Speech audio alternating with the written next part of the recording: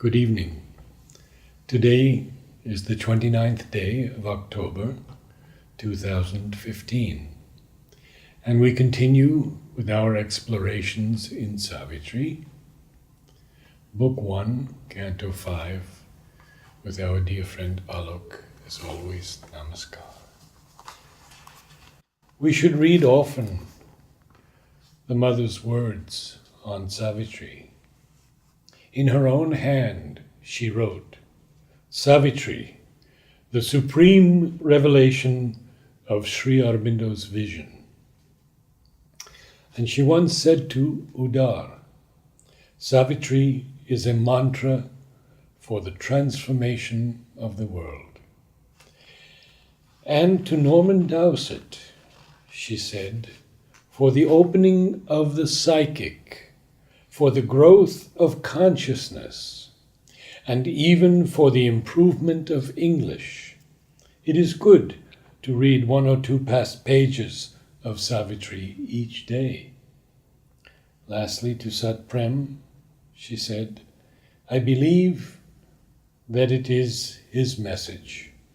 All the rest are the preparations, but Savitri is the message.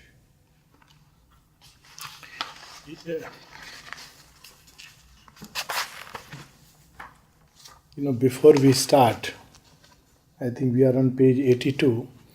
My attention goes to this last bit of Mother's message, even to improve English. Yes. And I think it's important to remember because today itself, this discussion was going on with someone on translating Savitri. And Mother, in a letter to Prithvi Singh Nahar, makes it very clear that Savitri is untranslatable. I remember that letter. Yes.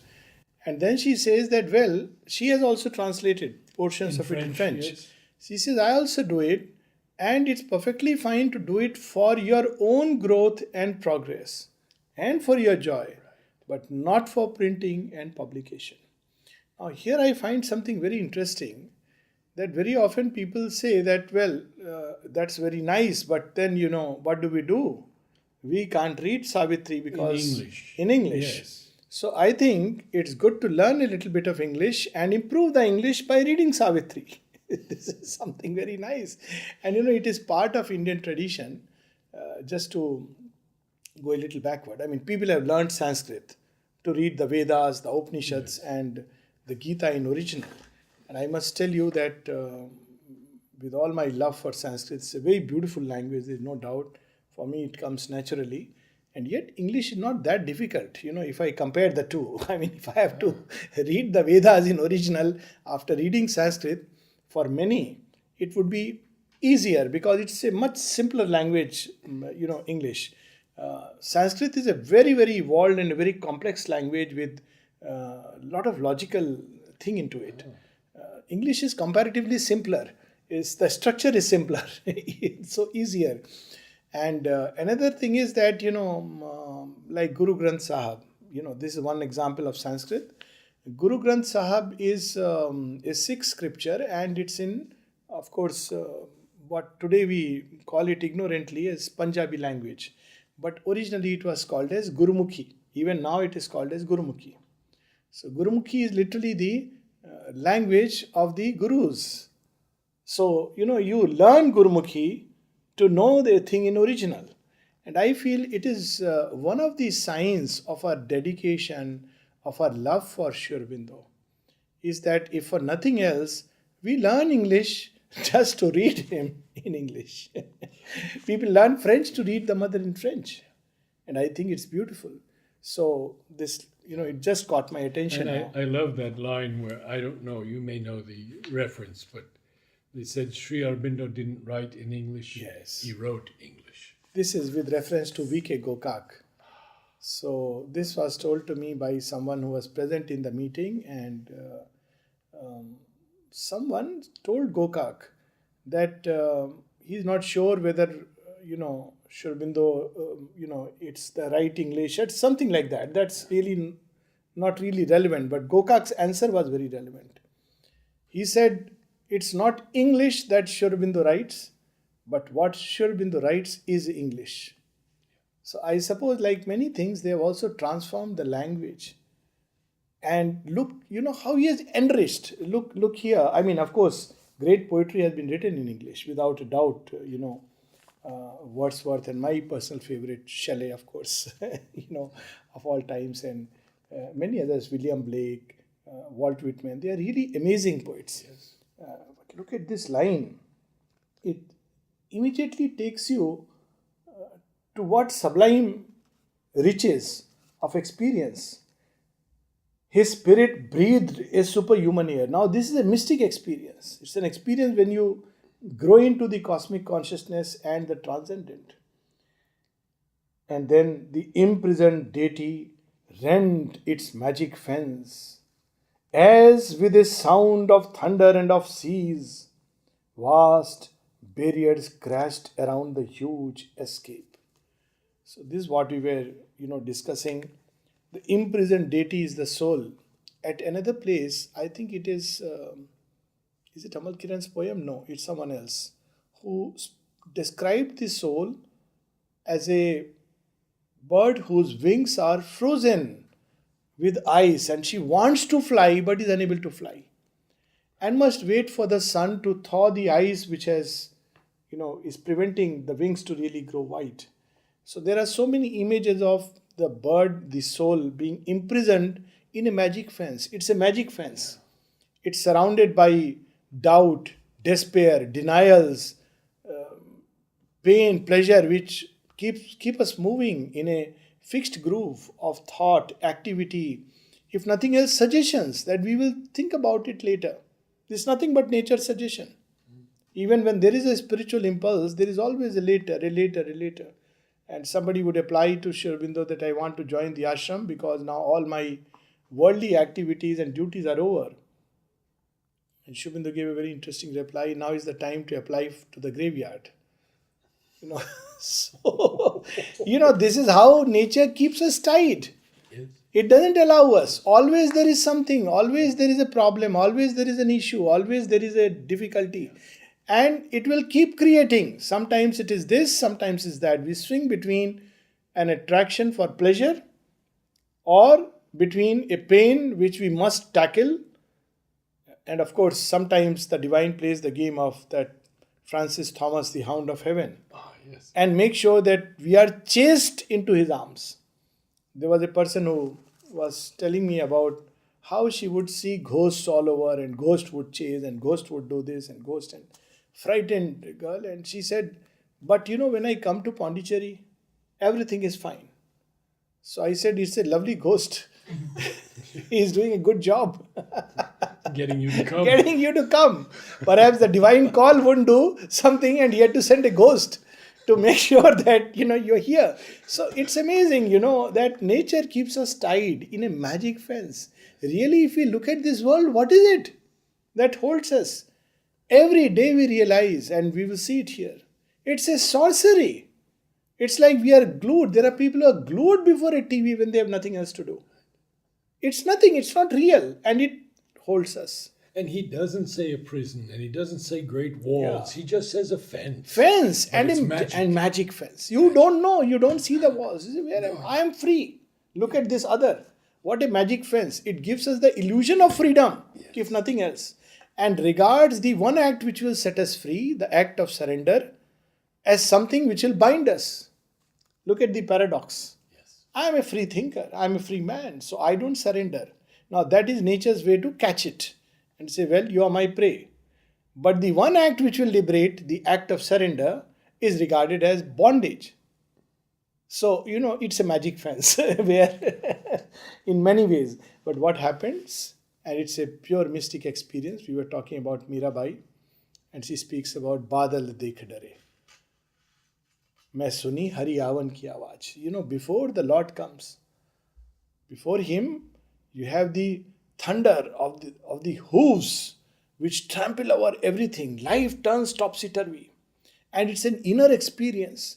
And the whole being is frightened because it knows its time has come to lose itself completely in the divine. And in Savitri, we have the hooves of the Hooves of superhuman the rider. superhuman rider. And it's not picturesque. People actually have these inner experiences of thunder. And here he describes it: vast barriers crashed around the huge escape. Once the soul is enamored by the divine, nothing can eventually hold. Immutably coeval with the world, circle and end of every hope and toil. Inexorably drawn round thought and act, the fixed, immovable peripheries efface themselves beneath the incarnate's tread.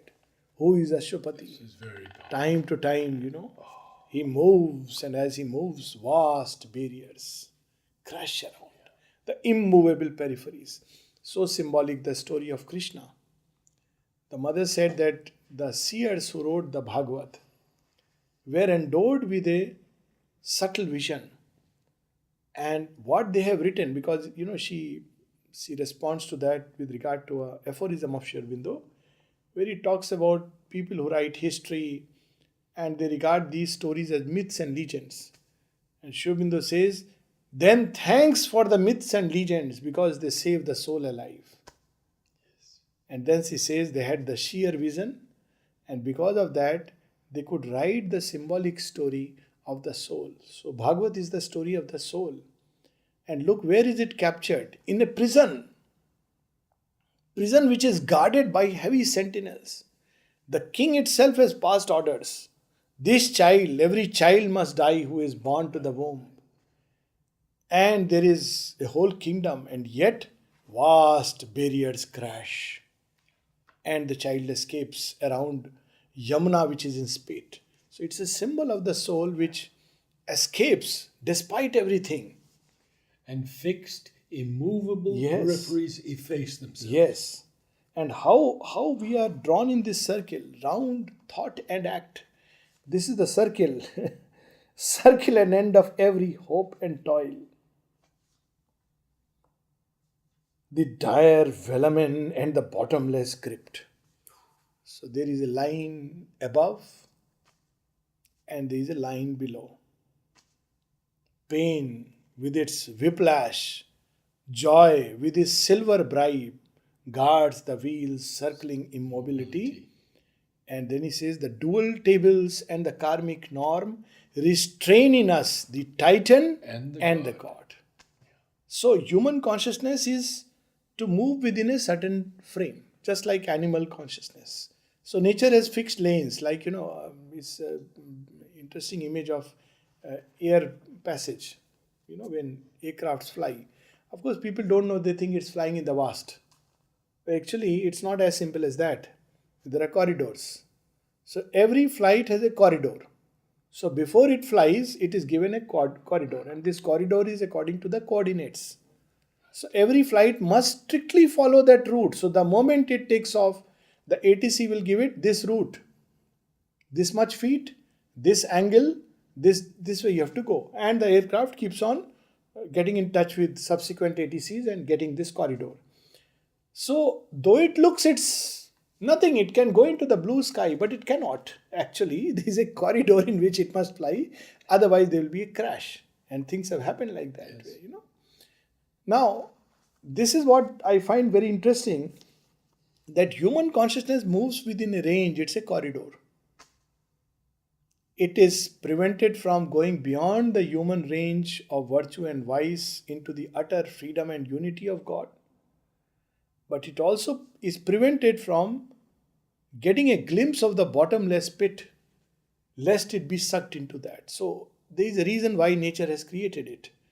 It is a safeguard. Otherwise, it's dangerous. Sri Aurobindo speaks of that in the Synthesis of Yoga, that not everybody can take the kingdom of heaven by storm. So Sri Ramakrishna's example is a rare example. People go mad. They lose all sense and proportion. So human measure is given for that purpose.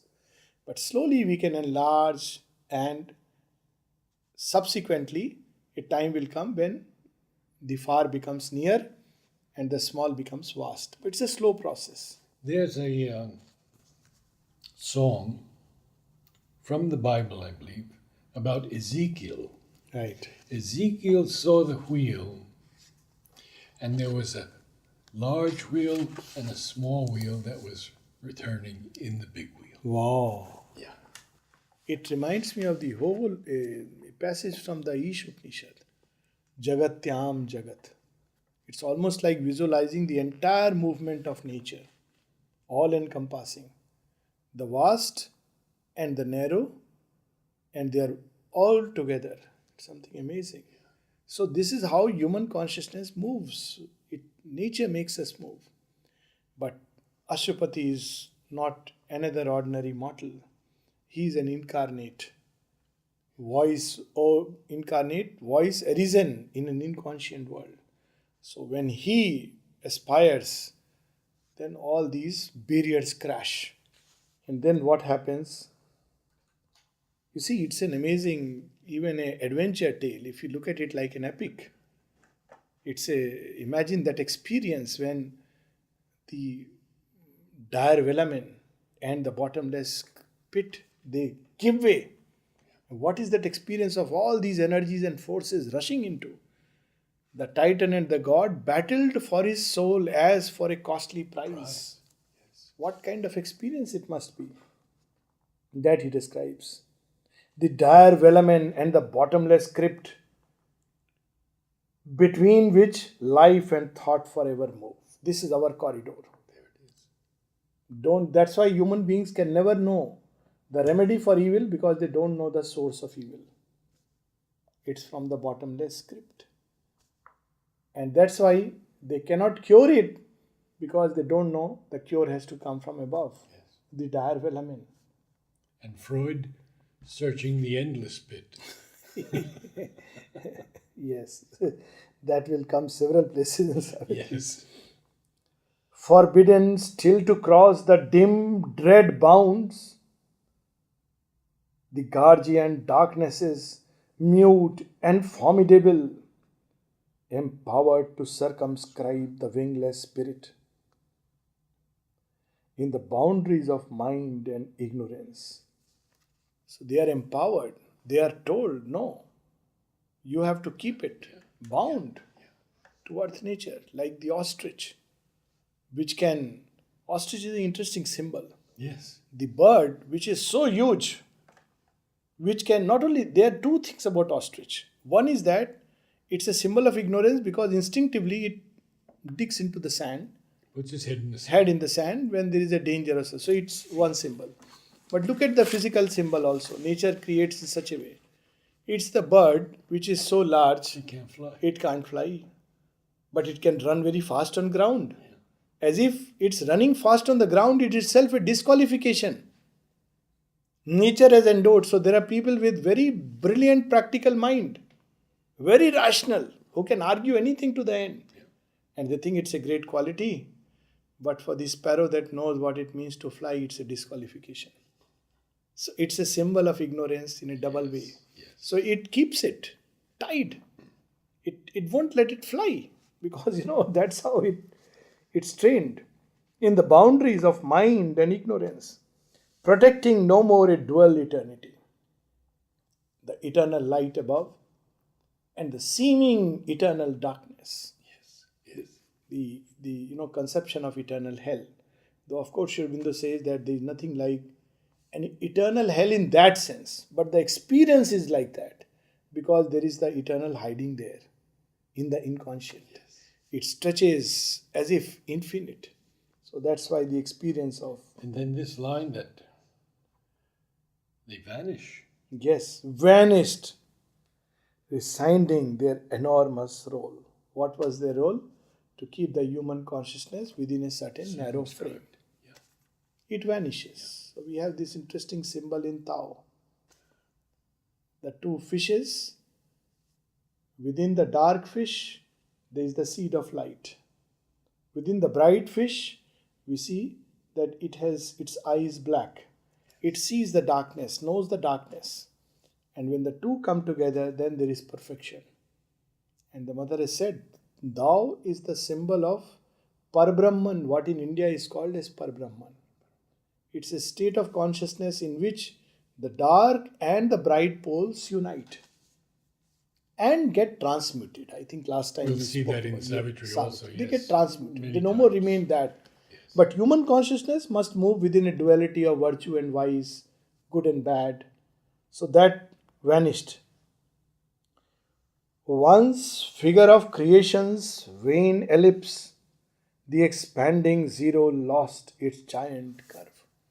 So it's very interesting again that all evolution is a spiral process. It's not a straight line. So you go like this and come, then you go further. It's like if these motorbike cyclists who play in that giant wheel Yes, inside. yes. They start with a small circle and they go faster and faster in expanding curves. It's if we really look at even from pure physics, that if you make this movement to a particle, it may get accelerated to a point where it will escape eventually the whole power of gravity. So, something very similar happens with the human consciousness.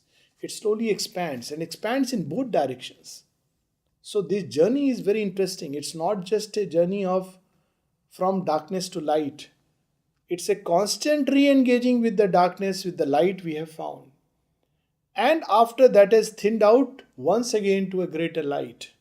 Once again we return and climb further and further and further till the whole boundaries are lost. This is the normal course of the journey. The old adamantine vetoes stood no more. The other day, this line I am reminded of. The other day, there was a discussion going on in UNO that we should not follow this veto system, which is the privilege of a few countries. The five. Yeah. And very interesting remark. They said it was given during a certain situation. There was a certain exigency. But in there are new challenges which have arisen, and these vetoes should stand no more if there is a problem of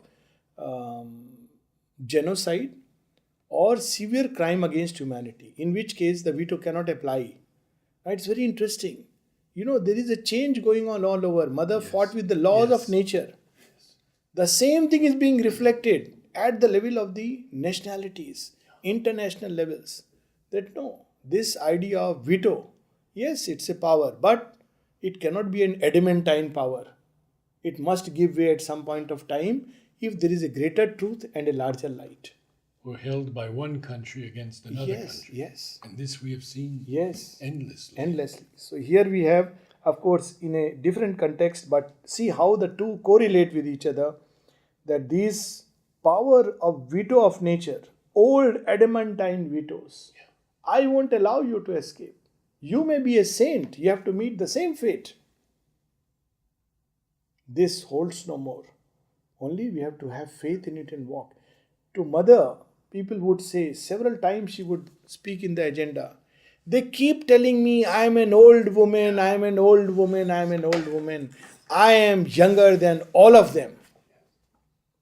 I am the youngest of all. But they don't see it. And then she says why they are not able to see. So you see, what was it? Veto from the collective consciousness. How can you say that you are not old? Because we see that you are old.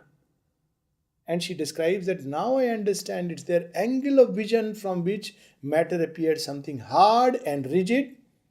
But from the way I experience it, it's something malleable, it's something plastic, and she says it's true matter.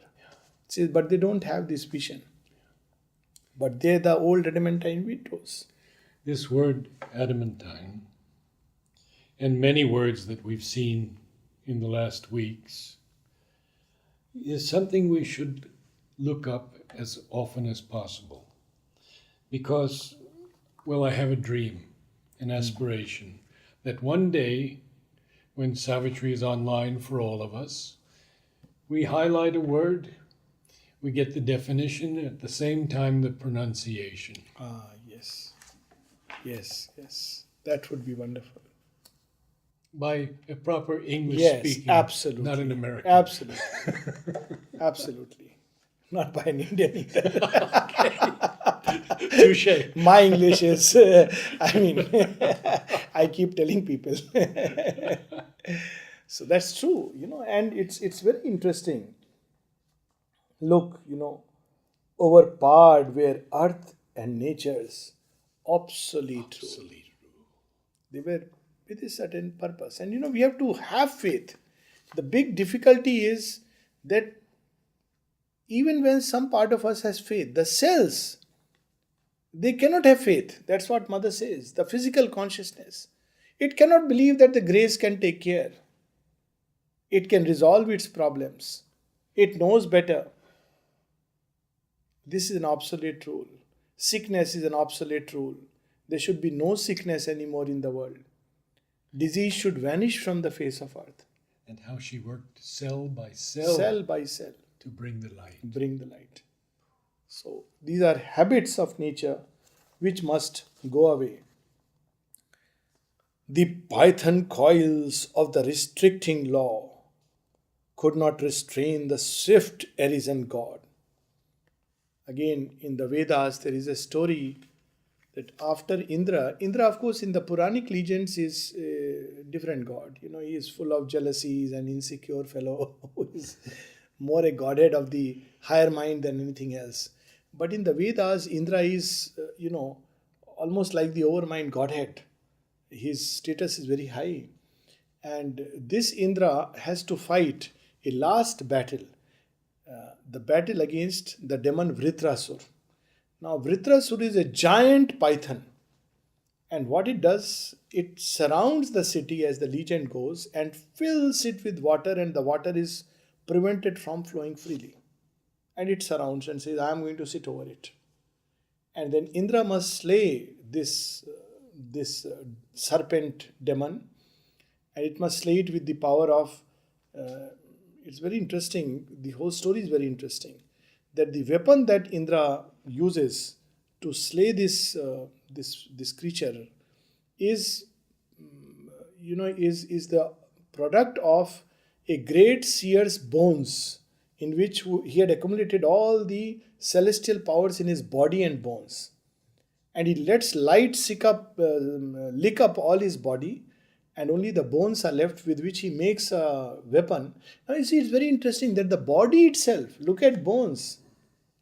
When I connect it to the mother's yoga, I see, my God, they had some kind of a prevision that the body itself must accumulate that force and energy to that extent that consciousness, the higher consciousness, can slay Vritrasur, the demon who prevents the free flow of the waters of the divine energy in us.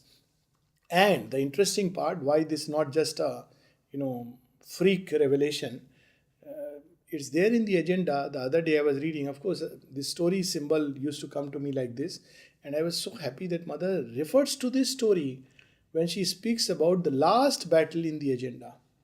And she says the whole sense of Indra and the Vritrasur legend in the Vedas appeared to me. That he surrounds. So you see the python coils, restricting law, how the python prevents the creature to breathe. Restricting law. We don't even realize it, and we say it's natural. And the python doesn't bite. It doesn't bite. It just swallows. It restricts and finishes. And see, this is how this law operates. It just surrounds us. It makes us full of disbelief, distrust. And that's why eventually, we are not able to grow further. But here is someone else. It could not restrain the swift arisen God, who simply slays the python law and goes beyond. But see the difference now. Question arises then, what is the difference between this and what the mother has done? Ashupati escaped from the law. He knew now that there is a greater law. But the law for the average person yet remains unchanged. And now his effort with the mother's grace is to change the law. That's why Sri Aurobindo says that before the mother's coming, I could help myself. But with the mother's coming, others could be helped. The law does not change. Yes. He has broken free all frames, goes beyond. Because then people, then if Ashupati himself, that is Sri Aurobindo himself, is so mighty, and why mother? What is left? Because she, as the supreme divine nature, she knows the nature and she can transmute it, change it. Alone her hands can change time's dragon ways. Escape? Yes. To discover the supramental? Yes. To pull it for oneself? Yes. But the law doesn't change for the many. So here we are being described that escape, which comes because of the great descent. It all begins with that. Abolished were the scripts of destiny. He is no more subject to the scripts of destiny. He can pick and choose. There was no small, death-hunted creature more, no fragile form of being to preserve from an all-swallowing immensity. Look at these three lines which reveal the secret even of death. Many, many things it reveals. Why, there is a need to die. So one reason that Sri Aurobindo gives in the Life Divine is because in our depths we are infinite. And we want to have the experience of the infinite, but on a finite basis. This is given to us. It's a challenging task. So we try and try, we expand, we grow within whatever limits given in a particular lifetime. And a time comes when this immensity, this infinity eventually says, enough, this form cannot go further. Cannot hold it anymore. Cannot hold it anymore. And then we come back again. But this is the effort. To be immense. That's why there is a secret attraction for unity, for oneness. However hard we may deny it on the surface, deep inside there is a secret, as if thread of life which is running parallel to the superficial. In nature we see it. Variety, variety, variety, endless variety, but deep inside a unity. So immensity, this immensity takes the form of death for us when we live in ignorance. But when we awaken to knowledge, when we grow into vastness, we read that line, the triple chord, when we are in freedom of the infinite, then there is no more death. Death dies. That's how he puts it. Death dies. The end of death, the death of ignorance. Yes. The great hammer beats of a pent-up world heart. Again, Mother's experience in the agenda. She speaks of this as the yoga of the world. And she says she was identified with love at the origin. And each pulsation was spreading into wider and wider and wider circles. That's what the divine does. People say divine punished, divine tested, divine did this, divine did that. Divine knows only one thing. To love. He doesn't know anything else. And that includes everything. But depending on how we receive it, we experience it as a blow or we are bathed in delight. It just depends on how. We can say that human beings have this attitude or that attitude. But for the divine, there is only one thing. To love, love and love that pulsation which is at the core of creation.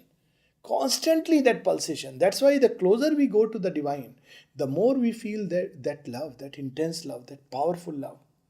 Because that is the essence. And look how beautiful lines.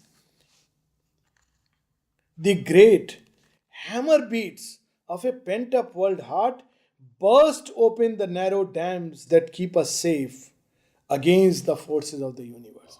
Again, we have that reference to the Vritra story, the waters. So this throbbing, this pent-up heart which has exerted itself, gone to its utmost limit, and then suddenly as if there is a release and all the waters flow majestically. It's like you go through a narrow gorge and suddenly you find yourself in the vastness of God's embrace. What an experience he is describing. It's an intense experience. If we look at this line, hammer beats, Yes. pent up, Yes. and world heart, Yes. each of those are hyphenated. Yes. I asked Nalini about this, and he said Sri Aurobindo makes a new word when he hyphenates two words. In one line, 3 hyphenated words. Yes. And see this image of the dams. You see, dams are nothing but, the rivers that are flowing freely. Dams are nothing but, walls built around the flow. And we say this dam or that dam. But when the dam opens, it's the one river. Yes. And we know what that river can do when the dams are open. It's a tremendous power. So, human consciousness believes it's my nature, this energy, my energy, but it's just a little bit given within the dam in which we put our efforts and we tire. But the day this we open by that tremendous stroke, the world heart as if beats and the entire dam opens, and the gushing of the current sometimes is described as Kundalini, the awakening to the cosmic consciousness, to the cosmic force. And there are so many ways. Then look what happens. Burst open the narrow dams that keep us safe against the forces of the universe. People enjoy the dam. They go for a picnic. Even our own boys and girls go to picnic. Hoginakkal Dam. And imagine what happened when the dam burst open once. Even a little extra water was released. People have drowned. There are stories like that. In Haridwar, just because extra water was released, boys who were playing were just washed away. So we are given a certain amount of energy because we seek very limited things. And when we seek limited things, we will be given limited consciousness. So when we look at the world problems and say, who bothers about spirituality and all this is too much, we need only, there is an unfortunate slogan in India by the Communist Party, Roti, Kapda or Makan. Human beings don't need spiritual things and all. We need bread to eat, we need clothes to wear, and we need a roof. If that is our need, we will never grow beyond it. But if we say that my need is the divine, the cosmos, the creation, its origin, then all this will naturally come to us, and much more than we can hold, because it's a gushing of the dam. In fact, we will find it difficult to hold the leap of faith in the Bible. So this is the leap, and in Ashwati's case, it has happened. The soul and cosmos faced as equal powers. What marvelous lines. I mean, each one, what an epic. We are all the time worried like death-hunted creatures. What may happen? Let me have the contact with these doctors. They may save me. This lawyer, oh, important man. His card I must keep safe. Who knows, tomorrow I may be in a legal problem and he may help me. The police fellow, I must make friends. Maybe the priest, he will intercede. But the soul in man is greater than his fate and needs nothing but itself. It has to just become conscious. And here the soul and cosmos Faced as equal powers. If destiny brings before me the worst faces, then my soul has the power to confront each of its masks, to tear it and see the truth behind, to see the face of Krishna, the divine beloved, behind cosmos the terrible. So this is the power of the given to the soul. And that's why challenges come. They are not punishment, they are challenges. And the soul can face it as equal powers. And see, this again, we see it happening. How human beings are venturing even to get into other planets, other parts of creation, materially even. Why should we be tied to a small little space? And it's a outer translation of an inner need to expand. Boundless being in a measureless time invaded nature with the infinite. Nature becomes small. The universe becomes nothing but a corner of one's being. There is a line in Savitri much later, in Savitri's yoga, cosmic consciousness, where she experiences Arcturus and Belphegor burn in a corner of your boundless self. They are two constellations. Imagine these possibilities. And we remain so limited, so small. Thoughts move into what's going to happen tomorrow. What will happen? What am I going to eat? Next meal. Oh, I have a stomach upset. Is it something serious? Do I have dengue? How silly. if you look at the vastness that we are capable of. So, these lines are very inspiring. He saw unpathed, unwalled his Titan scope. There should be in man something of the Titan also. Mother speaks of that. For a full perfection, this is aphorism of Sri Aurobindo, he must have something in him even of the Titan. So what is it about the Titan? Titan doesn't give up. The stride of the Titan, it wants to, it won't stop at littleness. It wants large, it wants more. Of course, it wants it ignorantly, arrogantly, egoistically. Hence he falls. Yes. But something of the Titan scope, that our being can grow measureless beyond time. And if we really look at these experiences, we just wonder.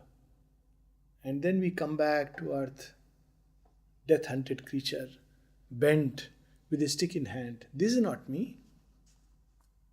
Even in rags, I am God. Fallen, I am divine. Long I live, when slain. This is the consciousness.